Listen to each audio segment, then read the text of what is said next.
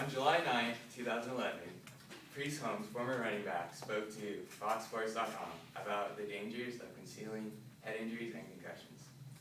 Where Holmes recalled, for his very first concussion, he felt like he was out in another world after receiving it. On February 1st, 2012, SportsMD.com emphasizes that today, a number of athletes who have received a concussion are at risk for CTE, or chronic traumatic encephalopathy.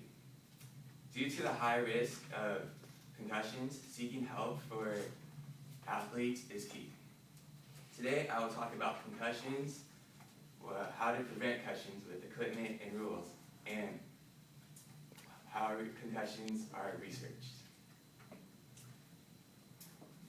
Concussions are a serious injury, where there is numerous effects associated with concussions. So here's what you need to know about concussions. According to a 2012 article posted on WebMD.com, a concussion is a traumatic brain injury that is caused by a blow to the head that jars or shakes the brain inside the skull. Well, you don't have to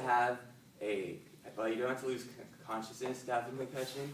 Some common symptoms are you may pass out or forget what happened right before. For recently, in the NFL, concussions have been thrown into the spotlight. For more studies have been conducted to see how it affects individuals later on in lives. In an article posted December 13, 2011 on NFL.com, it states, in the 2010 season, 154 concussions were reported from the preseason to the 8th week of the 2010 regular season. This is a 21% increase over the 127 that occurred from the same time span in 2009. Ultimately, through scientific research, concussions have become a far more serious injury, for we are now aware of more effects that affects individuals later on in life. Now that I've told you about concussions, I will tell you about how the NFL is looking to look after its future. To further protect its future, the NFL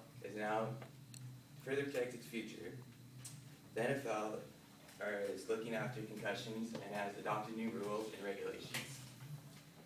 A major rule change that occurred in 2011 were kickoffs removed from the 35-yard line to the 30-yard line to limit player speed and collision impact. The NFL Safety Committee has also gotten serious about brutal head-to-head contact. Hefty fines are now given out to individuals who deliver hard contact to the head, such as this. On average, a head-to-head contact averaged from 25,000 to 75,000 in 2011.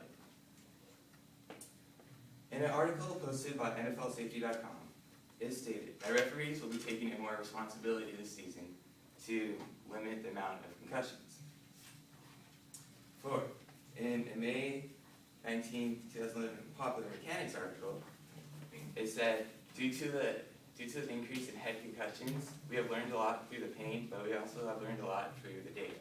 Riddle, the official company for NFL helmets, has said it has worked with scientists to produce more helmet designs to lower concussion risks.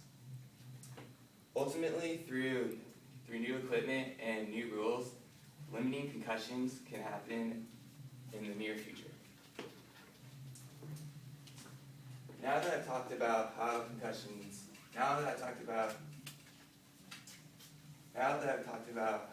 work, I'll tell you about the brain research and how brain donations play a key. Scientific research has greatly grown over the years through studies of decreased NFL players.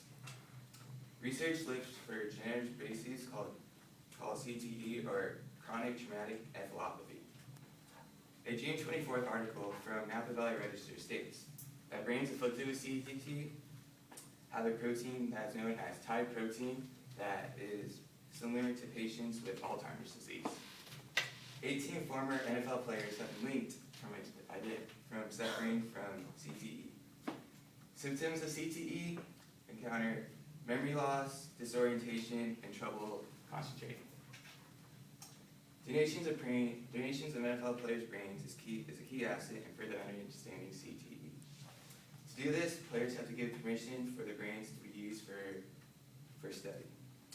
in a 2011 article by Popular Mechanics, he states, before any research can commence, the actual brain must be brought to lab where surgeons can cut it up and examine it. Ultimately, through the use of brain donations, we can learn a whole lot more about future CTE and even future cures.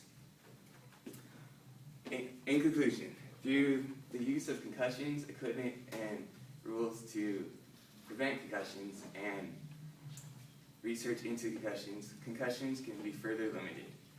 For we're finally just scratching the surface about concussions, and in the near future, we should be able to fully identify what CTE is and how to cure it.